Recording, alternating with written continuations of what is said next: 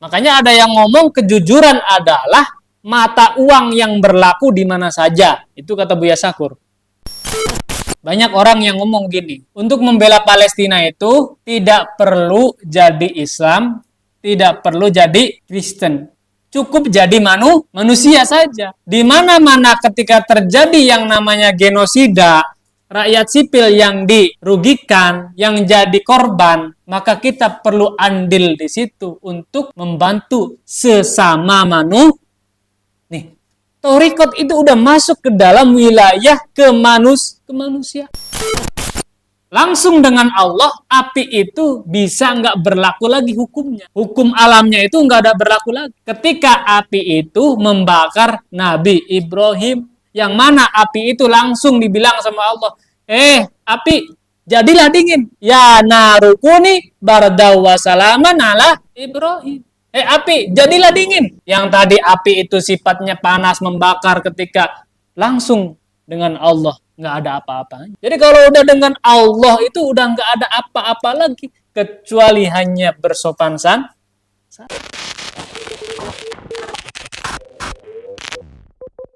Assalamualaikum warahmatullahi wabarakatuh. Bismillah tawakkaltu ala Allah, la haula wala quwata illa billah. Asyhadu an la ilaha illallah wa asyhadu anna Muhammadar Rasulullah. Allahumma sholli ala sayyidina Muhammad wa ala ali sayyidina Muhammad amma. Sahabat channel Tasawuf TV, alhamdulillah pada malam kali ini kita bertemu dalam konteks mencari jalan pulang fi kitabi Iqadul Himam karangan Syekh Ibnu Athaillah Al-Askandari, yang insya Allah kajian ini dijelaskan langsung oleh Al-Ustadz Ang Ahmed. Tidak lupa salawat beserta salam semoga tercurah limpahkan kepada Nabi besar Nabi Muhammad Shallallahu Alaihi Wasallam. Dan setelah kajian ini sahabat Tasawuf TV bisa bertanya baik secara langsung maupun secara tidak langsung. Supaya mempersingkat acara kepada Al-Ustadz Ang Ahmed, waktu dan tempat dipersilahkan.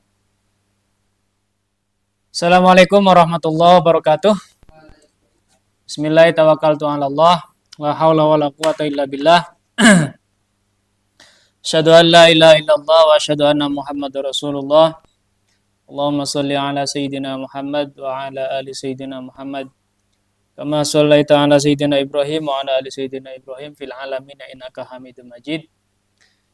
Sahabat Tasawuf TV yang dimuliakan Allah, alhamdulillah pada kesempatan malam ini, malam Selasa tanggal 20 November 2023, kita masih bisa diberikan kesempatan oleh Allah untuk berkumpul, bersua melalui virtual tentunya.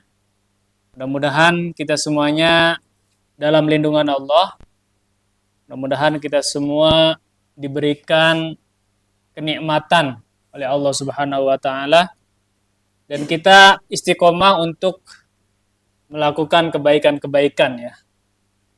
Istiqomah untuk melanjutkan apa yang sudah kita mulai ini.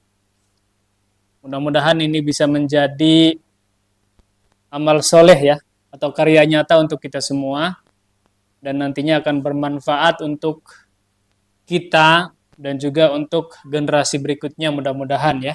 Amin amin ya rabbal alamin.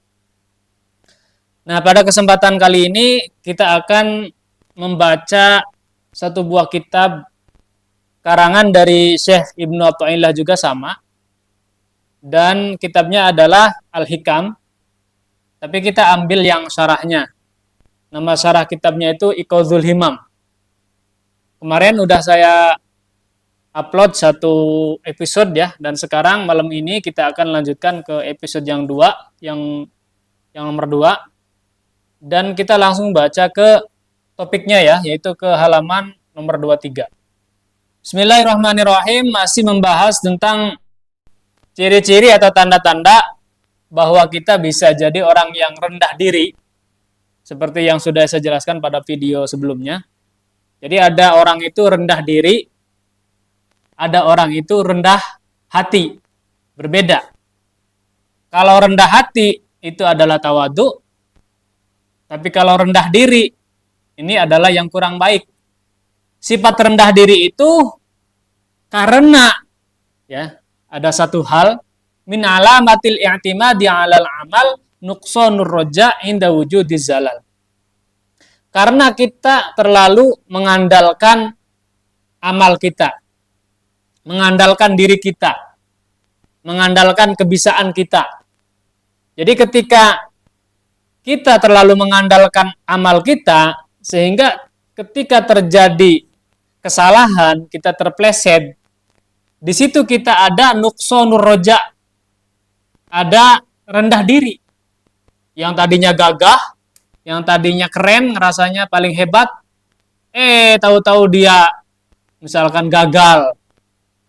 Ya kan? Misalkan contoh kita nih mau pertandingan. Wah, udah yakin banget tuh bakal menang. Yakin 100% bakal menang gitu. Ternyata kalah. Cedera di tengah-tengah jalan. Di tengah pertandingan kita cedera. Akhirnya kalah. Nah, makanya itu. Karena kita terlalu membanggakan kekuatan kita, membanggakan diri kita, karena saya pasti bisa. Ternyata setelah ada kesalahan, ada cedera, kita jadinya rendah diri. Itu yang nggak boleh. Makanya ini harus dihindari. Yang baik seperti apa? Yang baik adalah kita mengandalkan Allah Subhanahu wa Ta'ala. Kita hanya boleh mengandalkan Allah. Tidak boleh mengandalkan diri kita atau mengandalkan amal kita, perbuatan kita, pekerjaan kita, kepintaran kita. Itu termasuk salah satu tanda-tanda atau salah satu faktor yang bisa menjadikan diri kita ini rendah diri. Ya. Nah, sekarang kita akan melanjutkan pembahasan lebih dalam lagi. Seperti yang pada pertemuan sebelumnya kita membahas 3 hal ya. Ada ilmu syariat, ada ilmu thariqat, ada ilmu hakikat.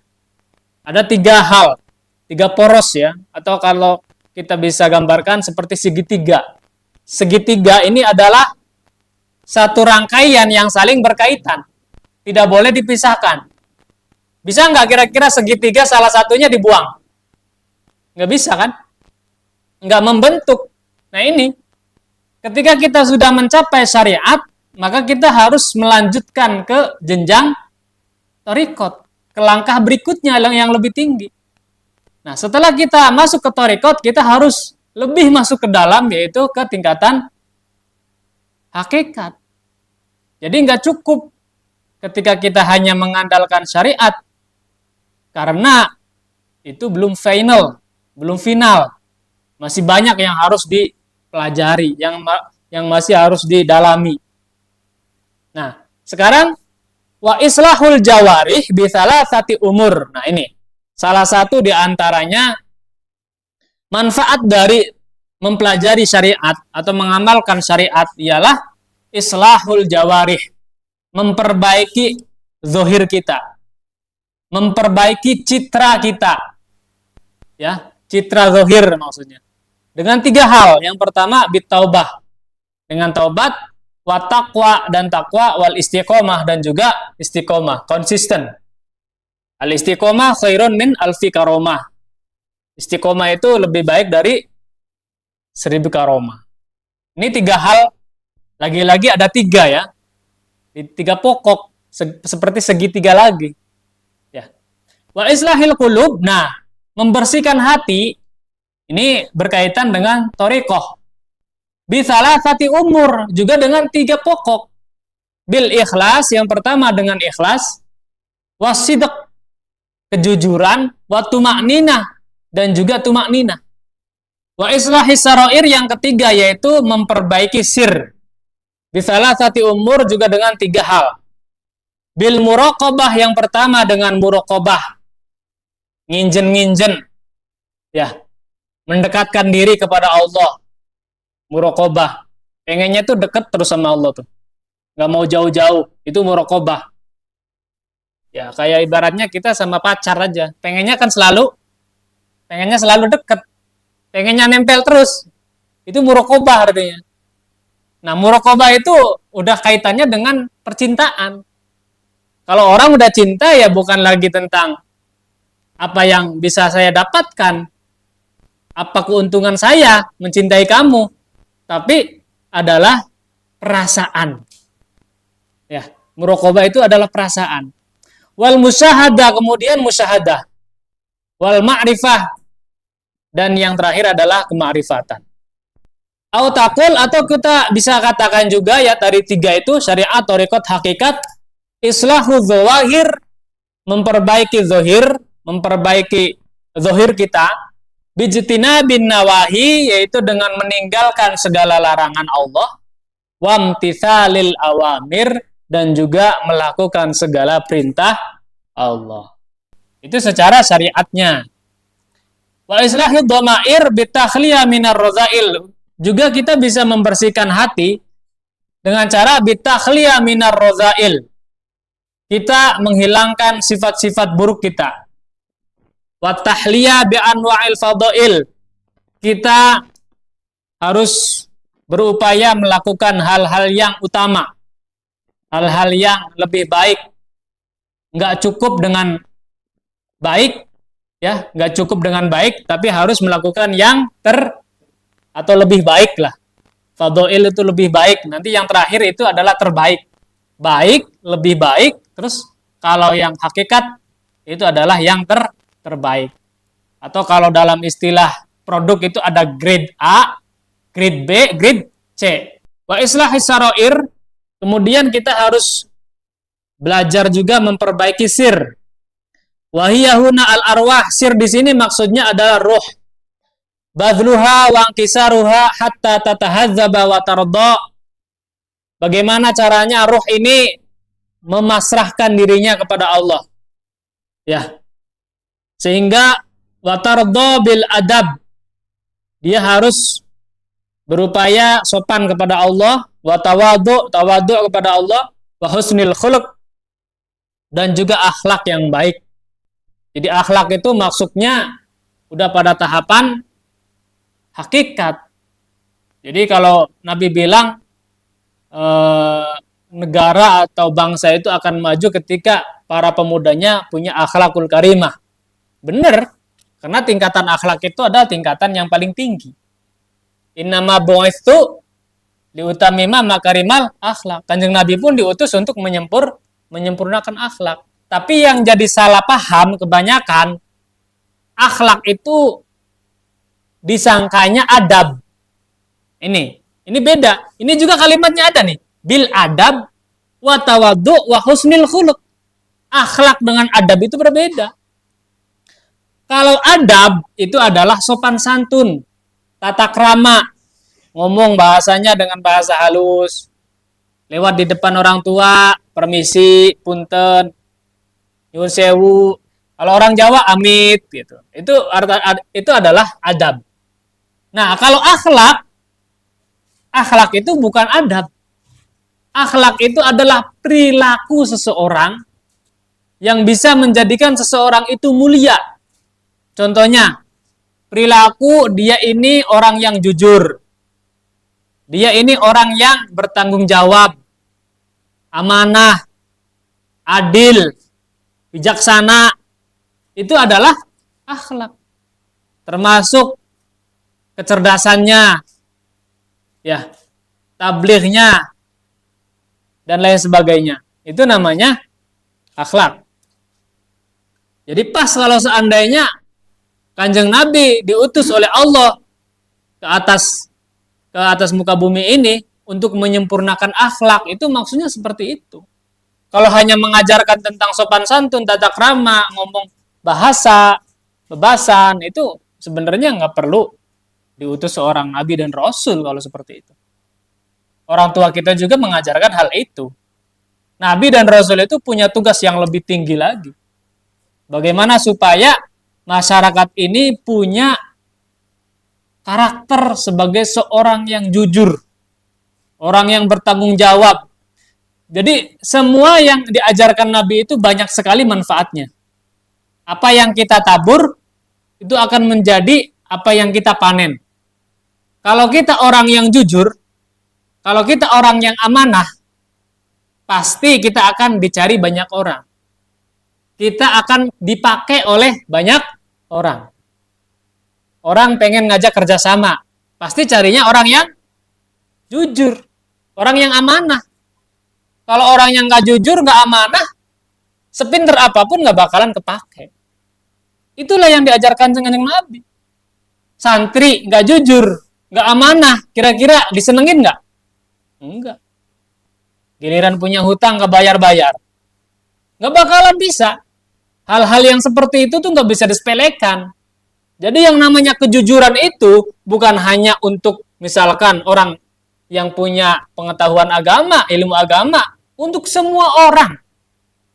Makanya ada yang ngomong kejujuran adalah mata uang yang berlaku di mana saja. Itu kata Buya Syakur. Kejujuran adalah mata uang yang berlaku di mana saja. Modal kita itu yang paling utama adalah kejujuran. Kita mau bisnis, nggak perlu pakai modal banyak. Yang penting jujur. Kira-kira kalau kita pinjam ke bank nih, contoh aja ya. Kira-kira yang diterima itu orang yang jujur atau orang yang enggak? Yang jujur. Waktunya bayar, bayar. Kalau nggak jujur mah nggak bakalan diterima, di blacklist itu. Meskipun kita anak santri, anak kiai, ataupun sekalipun kiainya, nggak bakalan diterima. Bismillahirrahmanirrahim. Wa alam annal kalam huna innama huwa fil a'mal allati tujibu tasfiyatal jawarih. Ketahuilah bahwa pembicaraan kita ini adalah membahas tentang amal. Amal tujibu tasfiyatal jawarih, amal yang bisa memperbaiki jawarih kita. Awil qulub atau memperbaiki hati, awil arwah atau yang bisa memperbaiki ruh. Membersihkan ya maksudnya, tasfiyatal tuh. Memperbaiki itu maksudnya membersihkan. Membersihkan jawarih, membersihkan qulub, membersihkan ruh. Wahiyya ma taqaddama ta'ayyanuha likulli qasmin. Itu sudah dibahas lebih awal untuk bagian-bagiannya. Wa ammal ulum wal ma'arif, adapun ilmu dan kemarifatan, fa innama hiya samratut tasfiyah wa tathhir. Itu adalah hasil dari kebersihan dan kesucian hati kita. Ilmu dan kemarifatan itu adalah hasil dari kebersihan dan kesucian hati. Ketika hati kita sudah bersih, otomatis ilmu dan kemarifatan itu akan muncul. Fa idza tatahharat al-asrar muliat bil ulumi wal ma'arif wal anwar. Dan ketika sir kita sudah suci, bersih, maka kita akan dipenuhi dengan berbagai macam ilmu, berbagai macam pengetahuan, berbagai macam cahaya. Wala yasihu al-intiqalu ila maqamin hatta yuhaqqiqu ma qablahu. Dan kita nggak diperbolehkan untuk pindah dari satu posisi ke posisi yang lain sebelum kita benar-benar tahqiq, benar-benar berhasil menguasai satu bidang itu. Faman asyraqat bidayatuhu asyraqat nihayatuhu. Barang siapa pada permulaannya cemerlang, ya, maka pada akhirnya dia akan cemerlang. Awalnya bagus, lancar, insya Allah akhirnya juga bagus dan lancar.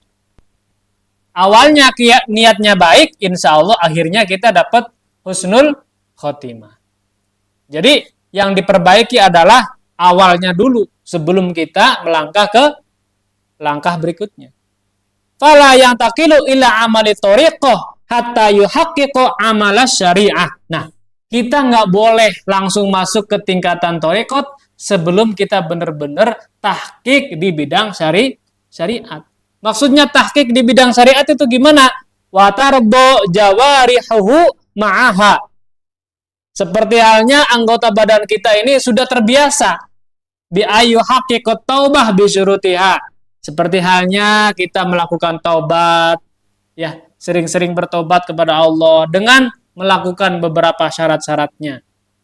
Wa yuhaqiqat taqwa bi arkaniha, kita bertakwa kepada Allah dengan rukun-rukunnya.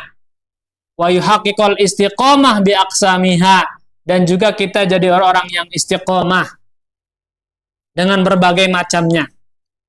Wa hiya mutaba'atur rasul, yang semua itu kalau dirangkum adalah mengikuti Kanjeng Nabi Muhammad sallallahu alaihi wasallam fi aqwalihi, dalam ucapannya, wa af'alihi dalam perbuatannya, wa ahwalihi dan dalam tingkah lakunya. Itu syariat. Jadi syariat itu dengan kata lain mengikuti semua yang telah dilakukan oleh Kanjeng Nabi Muhammad Shallallahu Alaihi Wasallam. Nah, lalu selanjutnya bagaimana? Itu tuntunan awal. Faidha tazakka az-zahir, ketika zahir kita sudah bersih, wa tanawwara bisyariah, kemudian kita dicahayai oleh syariat, ya, ada setitik terang, ya. Jadi mulai ada cahayanya. Kalau udah mulai kelip-kelip gitu, intaqala min amali syariah al-zahiru ila amali tariqah al-batinah. Lalu kita mulai masuk kepada tahapan tariqah. Ya. Tariqah yang sifatnya lebih dalam.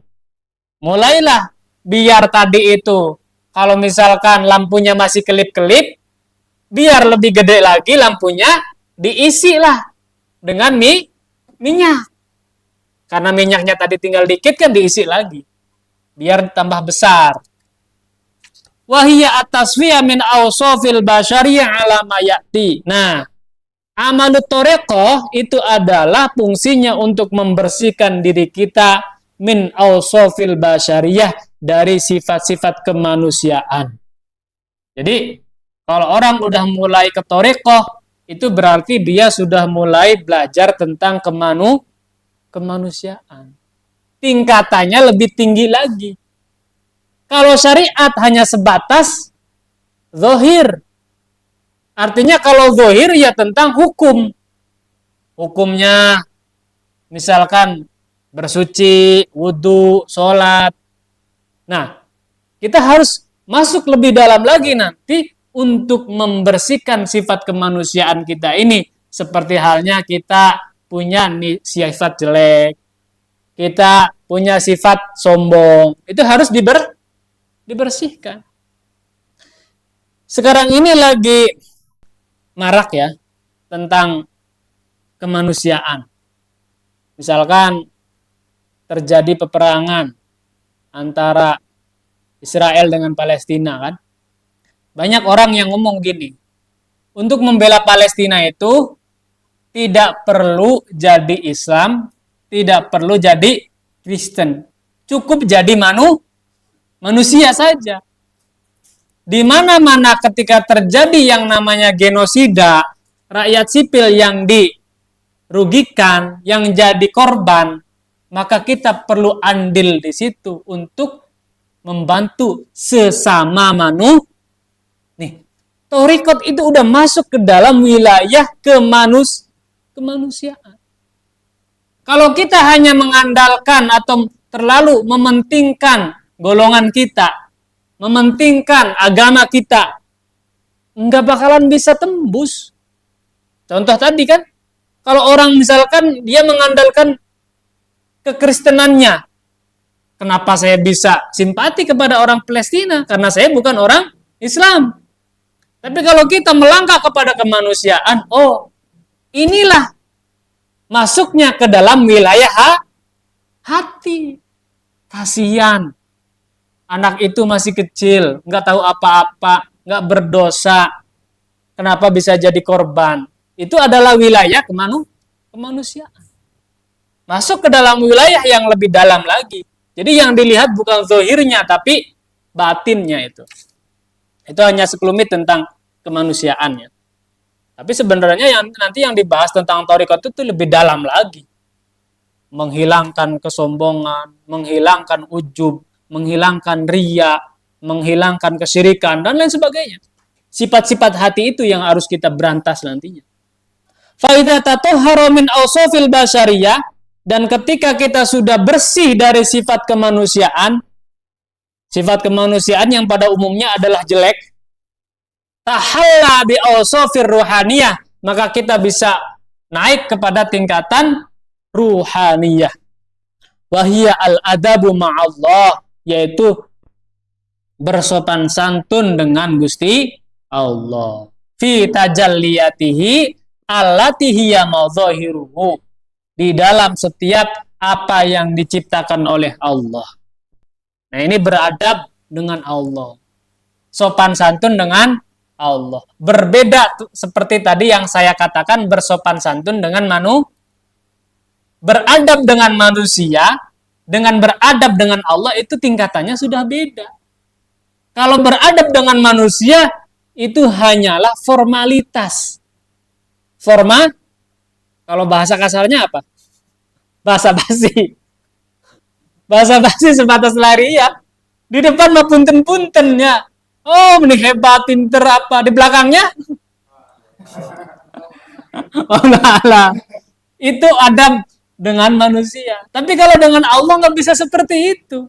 Fita jaliyatihi, baik secara tajalli ataupun secara khofi. Berbeda.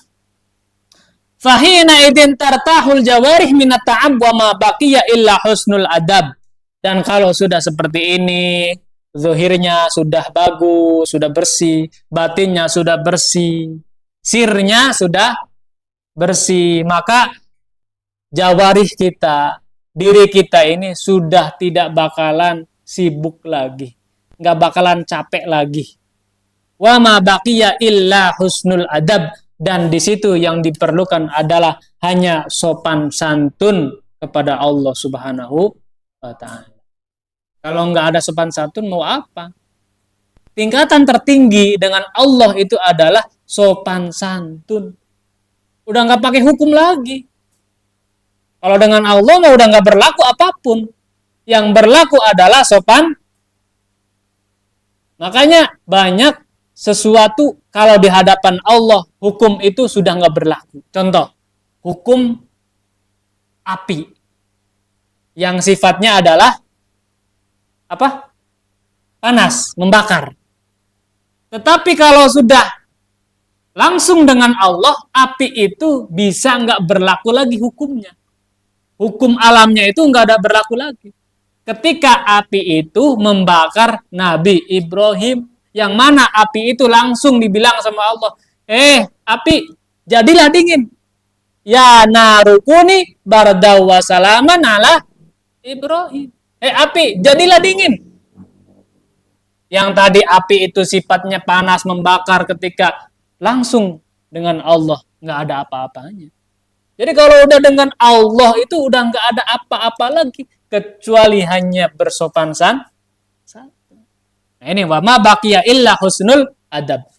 Qala ba'dul muhaqqiqin, berkata sebagian orang-orang ahli tahqiq, man balaghu ila haqiqatil Islam, barang siapa yang sudah sampai kepada tingkatan Islam secara hakikat, lam yaqdir ayyaftiru 'anil amal, maka dia tidak akan mampu untuk tidak melakukan amal, untuk tidak berbuat baik, itu nggak bisa.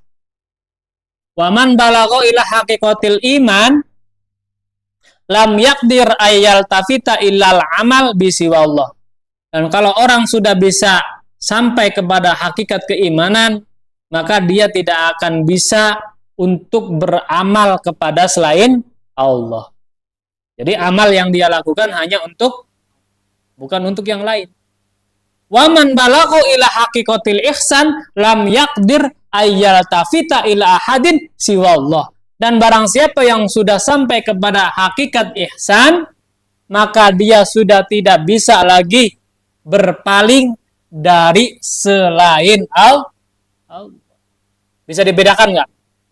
Pertama, kalau Islam itu dia hanya bisa berbuat baik, ya, tapi banyak tujuannya berbuat baik itu.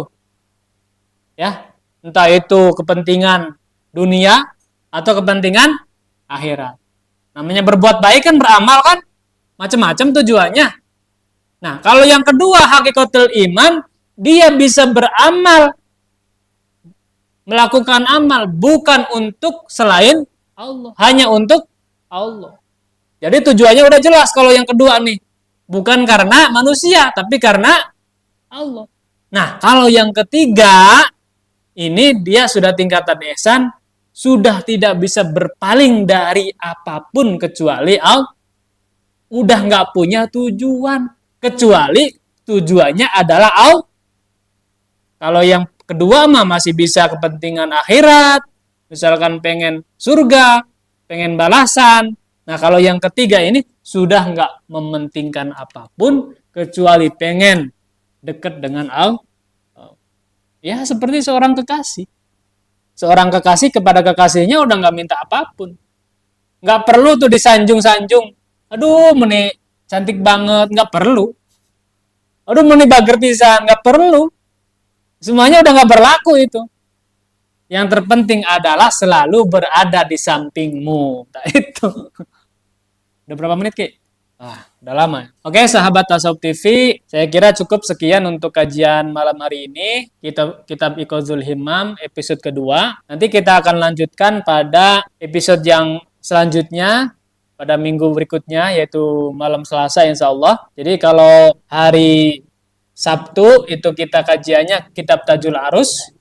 Kalau hari Selasa nanti kita kajiannya itu kitab Iqazul Himam. Akhirul kalam bila taufiq wal hidayah wal afu minkum. Wassalamualaikum warahmatullahi wabarakatuh.